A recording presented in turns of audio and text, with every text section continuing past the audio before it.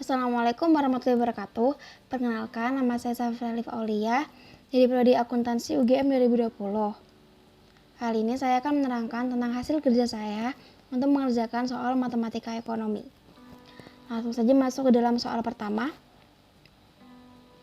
yaitu penerapan turunan dalam bidang ekonomi. Diferensial atau turunan.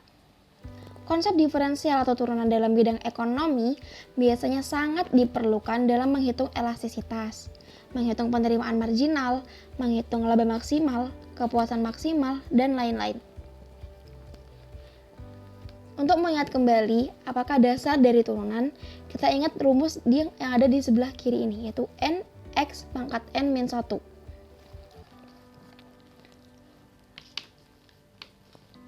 Nah, apabila diketahui X pangkat 5, maka berapakah turunan dari X pangkat 5 tersebut? Kita bisa tahu bahwa 5 ini kita sebut dengan N. Maka bisa kita pindahkan ke bawah. 5X pangkat 5 min 1. Maka turunan dari X pangkat 5 yaitu 5X pangkat 4.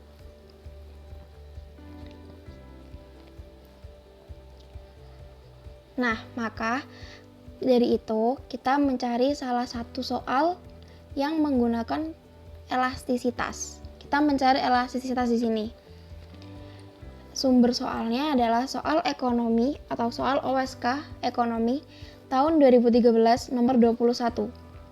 Produk handphone merek Olympia di pusat niaga X mengalami penurunan harga dari 1.200.000 menjadi 900.000.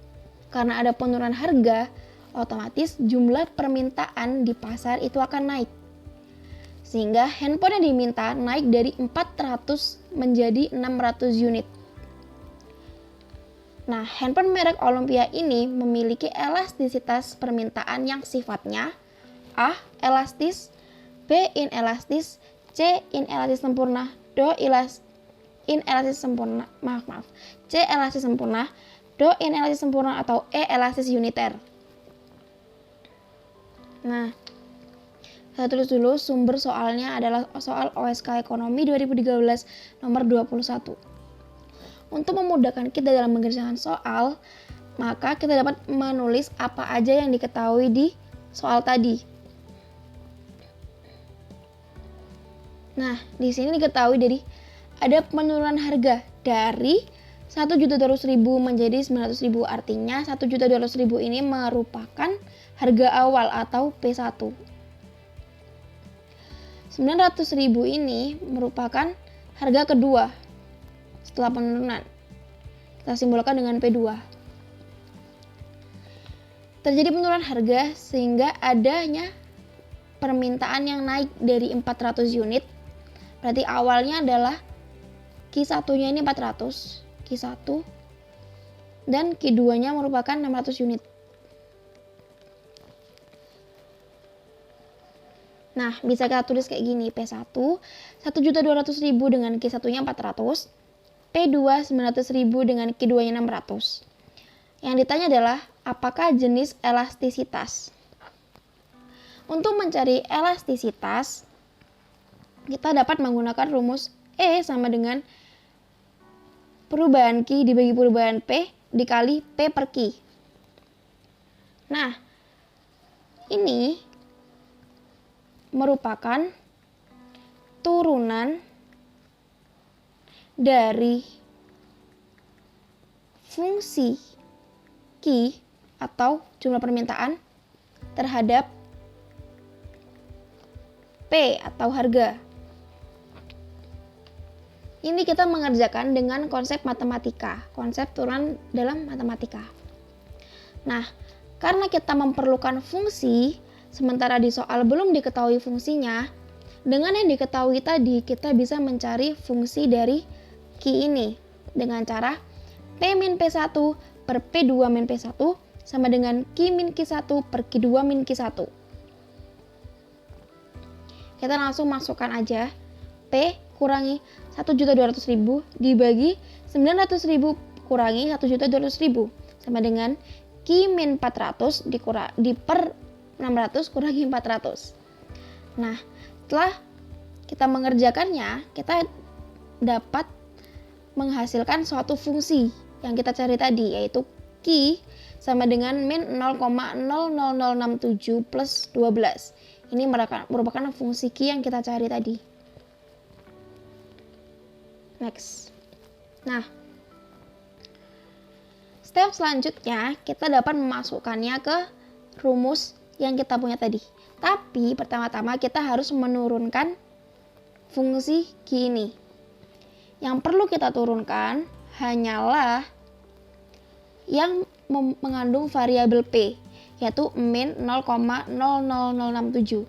Sehingga turunan dari fungsi Q ini adalah min 0,00067. Nah, ini rumus awalnya. Lalu kita sederhanakan seperti ini. Elastisitas sama dengan Q aksen atau turunan Q tadi dikali P1 per Q1. Nah, kita udah tahu turunannya itu adalah min 0,00067. Kita kalikan dengan P1-nya 1.200.000 per Q1-nya 400. Hasilnya kita dapatkan angka 2,01. Nah, 2,01 ini artinya adalah elastisitas ini lebih dari 1. Elastisitasnya 2,01. Dia lebih besar dari 1. Artinya, E lebih besar dari 1 itu elastis. Atau barang mewah.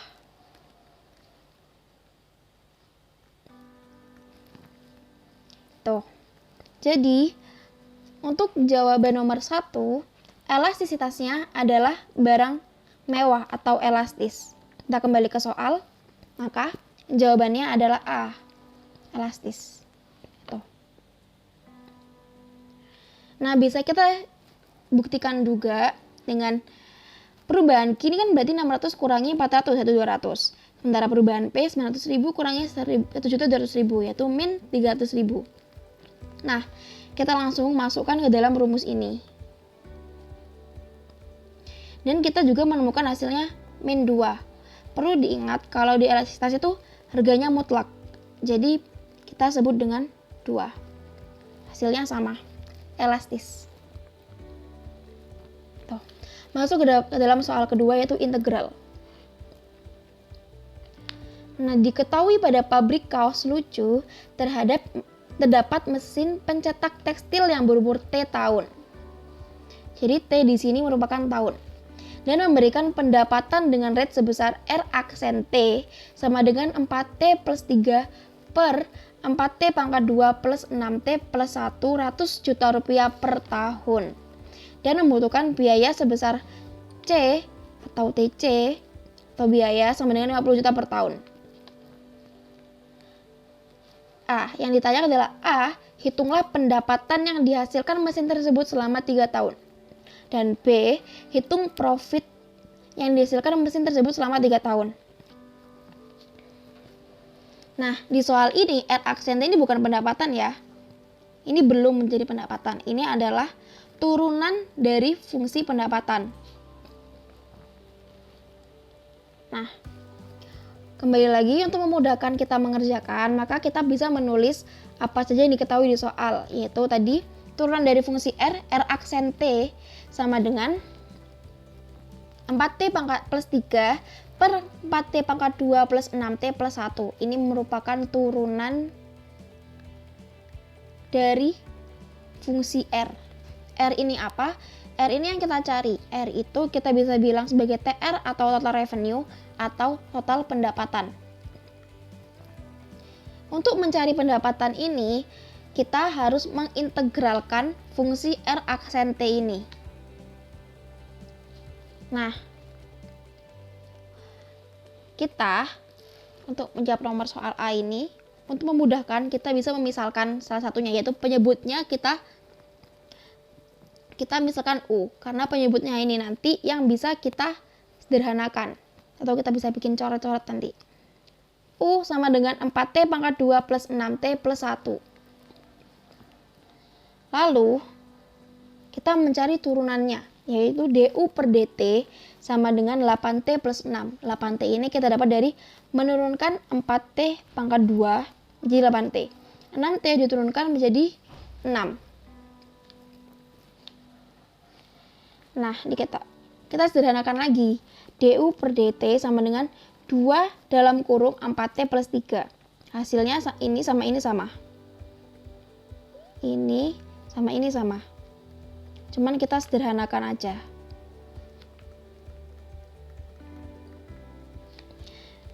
Nah, kita jadikan ini sebagai fungsi DT. Sehingga dapat kita tahu DT sama dengan DU per 2 dalam kurung 4T plus 3.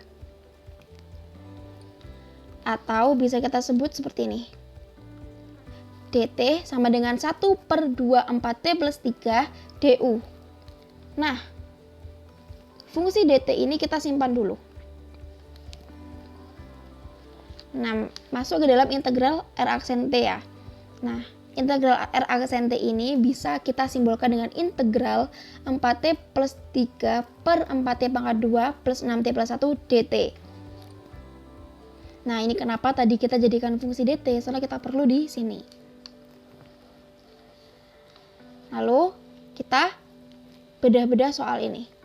4T kuadrat plus 6T plus 1 tadi kita misalkan sebagai U. Ya kan?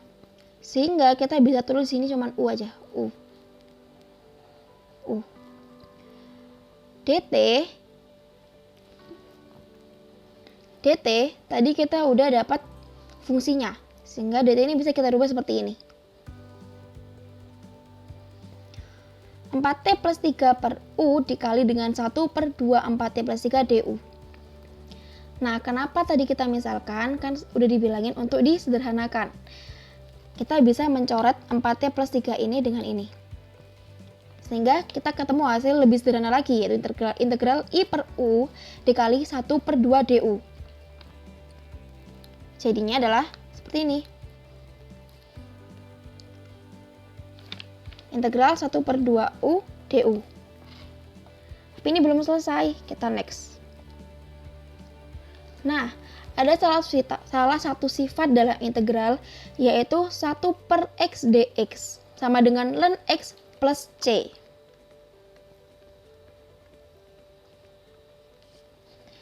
Kalau dilihat-lihat, ternyata sifat ini tuh sama bentuknya seperti tadi, yaitu 1 per 2 U DU sama dengan ln U plus C.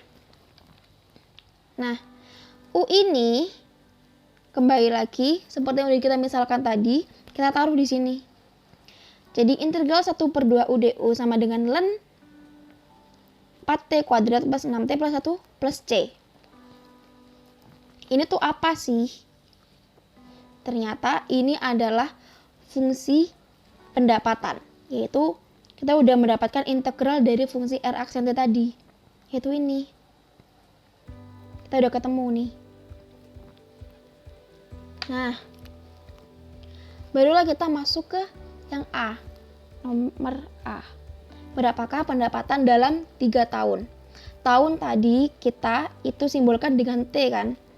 Berarti dalam fungsi ini kita jadikan T-nya itu menjadi 3.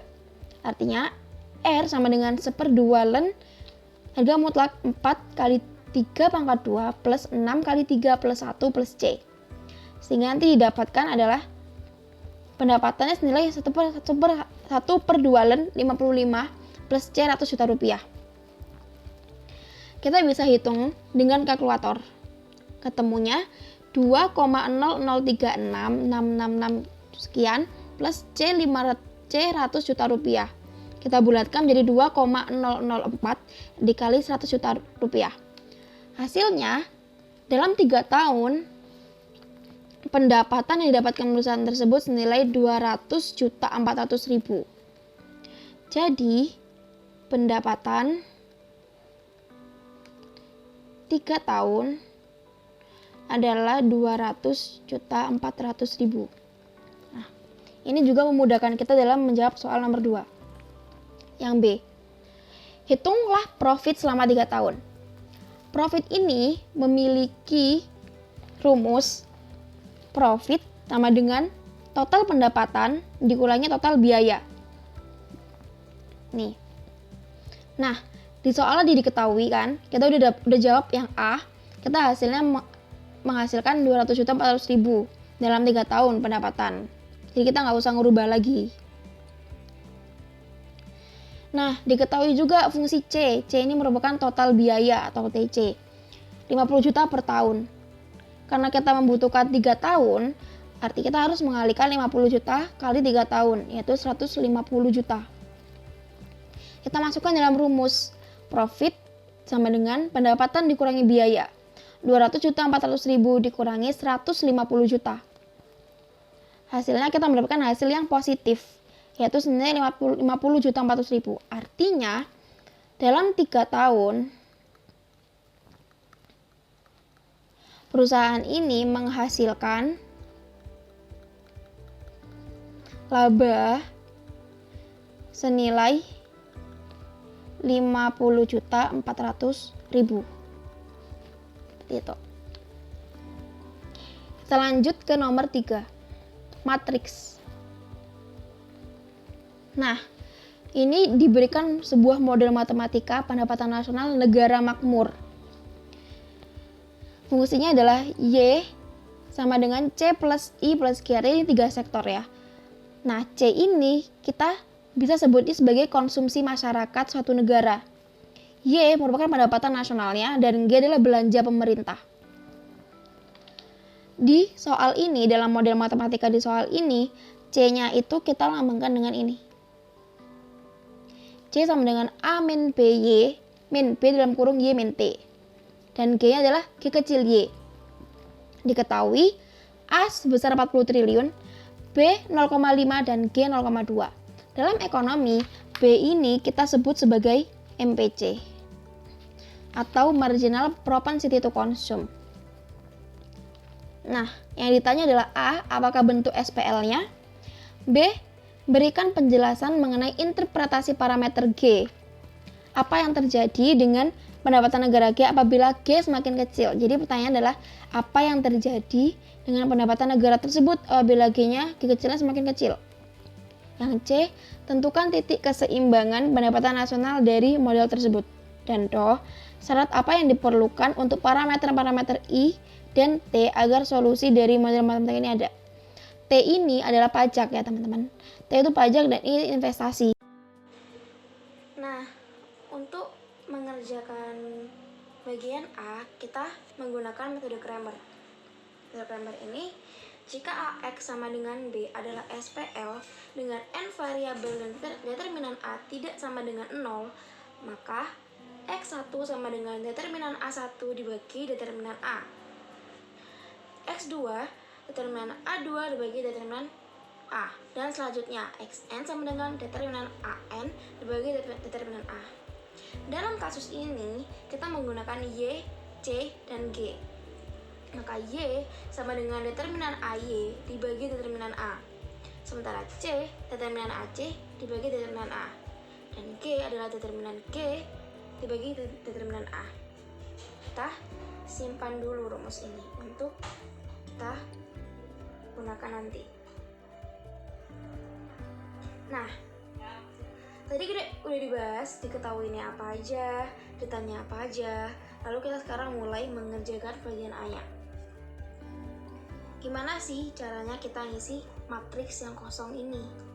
Caranya kita pertama tempatkan Y, C, dan G itu ke bagian yang kanan ini. Ketiga variabelnya ada di sini. Lalu kita pindah ruaskan mereka ke variabel yang pokoknya ada Y-nya, ada C-nya, ada G-nya kayak gitu. Sehingga didapat lain nih. Nah, baru kita bisa masukkan angkanya ke dalam matriks. 1Y min 1C min 1G, 1 min 1 min 1. Nah, ini 0,5Y. C-nya berapa? 1. G-nya nggak ada, makanya 0. Terus ini, Y-nya min 0,2. C-nya nggak ada, kita kasih 0. G-nya 1. Gitu. Terus apa yang di sini? Yang di sini adalah investasi, A plus 0,5 pajak, dan 0. Kayak gitu. Matriks 3 kali 3, kita mencari determinan A dengan cara menambah 1 kali 1 kali 1 ditambah dengan min 1 kali 0 kali min 2 ditambah min 1 kali 0,5 kali 0, lalu kita kurangin dengan min 1 kali 0,5 kali 1 ditambah 1 kali 0 kali 0 dan ditambah min 1 kali 1 kali min 0,2. Lalu kita menghasilkan determinan A sebagai berikut, 1,3. Nah, setelah kita mendapatkan determinan A, kita harus simpan dulu nilainya, lalu kita mencari determinan AY, determinan AC, dan determinan AG. Nah, masih dengan cara yang sama, tapi dalam matriks ini ada berbeda, yaitu kita menempatkan I0 atau investasi, A plus 0 kali pajak, dan 0 di sebelah paling kiri untuk yang Y. Untuk yang C, kita taruh paling tengah, yang AG paling kanan. Lalu, menghitungnya dengan cara yang sama seperti yang tadi, kita menghasilkan determinan AG senilai investasi ditambah A ditambah 0,5 pajak. Untuk A, C, 0,8A tambah 0,4 pajak kurangi 0,5 investasi. Dan untuk G, 0,2A ditambah 0,1 pajak tambah 0,2 investasi. Setelah menemukan kedua-duanya ini, lalu kita masukkan dalam rumus metode Kramer tadi. Determinan AY bagi determinan A bagi berikut. A plus 0,5 pajak tambah investasi dibagi 1,3. Untuk yang C, determinan AC dibagi determinan A sama dengan 0,8A plus 0,4 TO dikurangi 0,5 pajak investasi bagi 1,3. Untuk yang G, tadi kita punya 0,2A ditambah 0,1 pajak ditambah 0,2 investasi dibagi 1,3. Nah, inilah yang kita sebut dengan SPL dari Y, C, G ini. Jadi, ini adalah merupakan jawaban dari nomor A. Lalu kita pindah ke B. Apakah interpretasi parameter G? Bagaimana jika G kecil ini berkurang?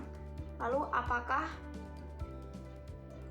yang terjadi pada pendapatan nasional? Nah, ini kita ketahuin tadi di soal Y sama dengan C plus investasi plus G. Sehingga kita dapatkan sebuah fungsi seperti ini. Nah, bagaimana sih parameter G ini terhadap pendapatan? Nah, bisa kita lihat kan, Y dengan G kecil ini memiliki korelasi yang positif.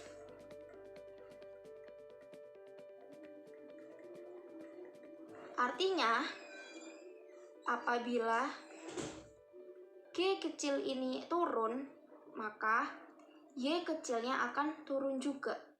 Gitu. Jadi, apabila G kecil turun, maka Y kecil turun karena korelasi yang positif. Itu untuk jawaban yang B.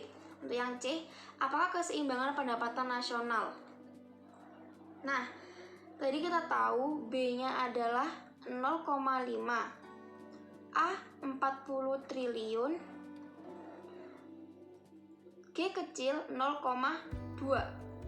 Kita masukkan 40 dikurangi B-nya 0,5Y ditambah 0,5 T tambah investasi tambah 0,2 Y. Inilah keseimbangan dari pendapatan nasional. Itu adalah jawaban untuk yang C.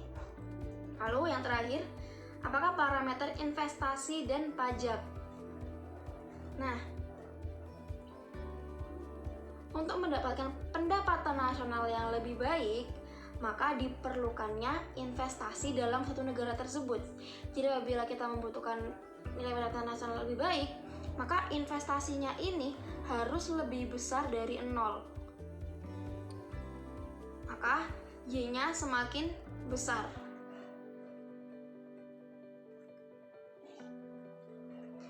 Nah, bagaimana dengan pajaknya? Dalam sebuah konsumsi pasti akan menghasilkan pajak, atau kita harus membayar pajak dari konsumsi yang kita keluarkan. Maka, dalam satu pendapatan nasional pastinya ada pajak. Karena pajak ini pasti ada, maka T0-nya ini lebih besar juga dari 0. Seperti itu. Karena setiap konsumsi yang kita keluarkan akan menambah pajak. Nah, dari itu setiap ada konsumsi maka ada pajak. Jadi jawaban untuk dia adalah parameter I-nya harus lebih besar dari 0, dan yang pajaknya juga harus lebih besar dari 0. Seperti itu. Oke. Terima kasih. Sekian presentasi dari saya. Mohon maaf bila ada salah kata. Wassalamualaikum warahmatullahi wabarakatuh.